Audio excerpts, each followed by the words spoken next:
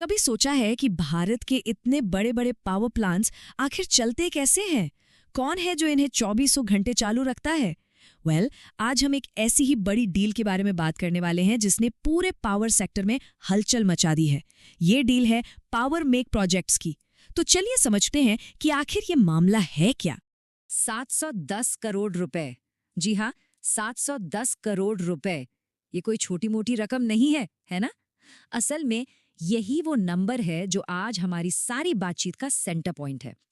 ये वो कीमत है एक बहुत बड़े कॉन्ट्रैक्ट की, जिसने अभी अभी पावर सेक्टर में सबको चौंका दिया है।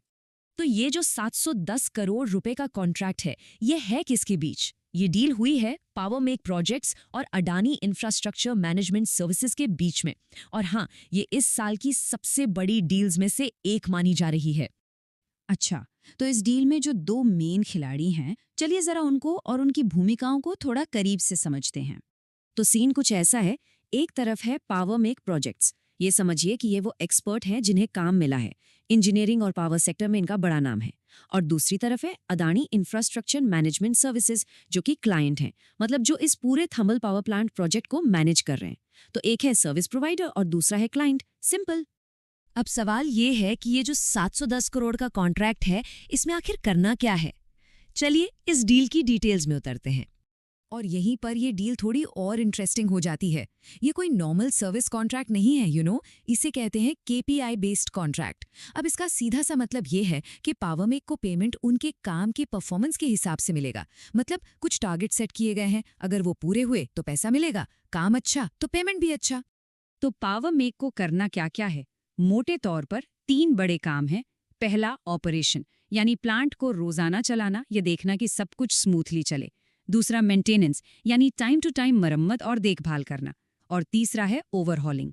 ये बस एक फैंसी शब्द है बड़ी बड़ी रिपेयर और सर्विसिंग के लिए। तो चलाना, संभालना और सुधारना। चलिए जरा फटाफट इस कॉन्ट्रैक्ट के मेन पॉइंट्स पे नजर डाल लेते हैं। लोकेशन है तिरोड़ा, जो महाराष्ट्र के गोंदिया जिले में है। प्लांट की कैपेसिटी भी बहुत बड़ी है, 660 मेगावाट की 5 यूनिट्स हैं। कॉन्ट्रैक्ट की वैल्यू, जैसा हमने बात की, करीब 710 करोड़ रुपए है। और ये सब चलेगा पूरे 5 साल तक। और हाँ, ये कोई छोटा मोटा प्रोजेक्ट नहीं है।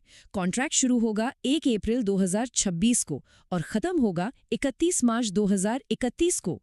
मतलब पूरे 5 साल का कमिटमेंट।